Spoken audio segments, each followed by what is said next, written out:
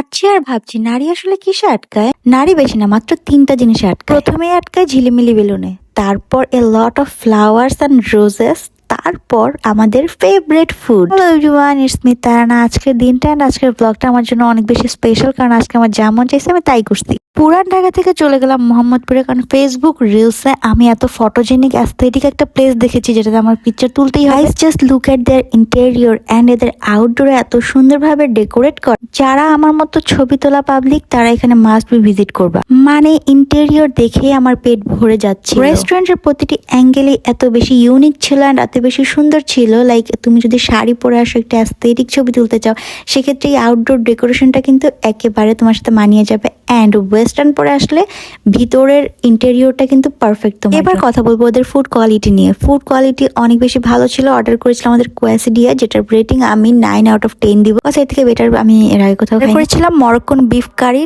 Test was so good, যেটা আমি rice ছাড়াই খেয়ে ফেলেছি। আর হ্যাঁ, এখানে কিন্তু খুবই বাজেট ফ্রেন্ডলি প্রাইসে আপনি বোবাটিও পেয়ে যাচ্ছেন। আমি নিয়েছিলাম ম্যাঙ্গো বোবাটি, যেটার রেটিং 9/10। এই কর্নডকটাও মজা ছিল, বাট আমি এক্সপেক্ট করেছিলাম চিজ থাকবে, বাট চিজ ছিল না। কম প্রাইসে বেস্ট একটা মিট বক্স ছিল, যেটার মধ্যে এনাফ পরিমাণে মিট, সসেস, মাশরুম দেওয়া ছিল। তোমরা আমিগোতে ভিজিট করলে ওদের কাশ্মীরি ফালুদাটা ট্রাই করে দেখতে পারো। অ্যান্ড ওদের বার্গারটার টেস্টটাও আমার কাছে ভালো লেগেছে, রেটিং 7/10। ওদের ইন্টেরিয়রের স্পেস দেখো কত বেশি। তোমরা কিন্তু ফ্যামিলি হ্যাং আউটে এই রেস্টুরেন্টটা সিলেক্ট করতে পারো। অ্যান্ড রেস্টুরেন্টটা যেহেতু নতুন, সেই হিসাবে আমি বলবো খাবার দাবার টেস্ট অনেক বেশি ভালো ছিল, যেটা আমার এক্সপেকটেশনের বাইরে। ওদের পার্সেল প্যাকিংটাও না আমার কাছে অনেক বেশি কিউট লাগছে। লাইক এই যে কি সুন্দর একটা বক্সে দিছে। তোমরা ভিজিট করে থাকলে বা ভিজিট করলে আমাকে অবশ্যই জানাবা। তো আজকের ব্লগ এতটুকুই, দেখা হচ্ছে নেক্সট কোনো ব্লগে। টাটা।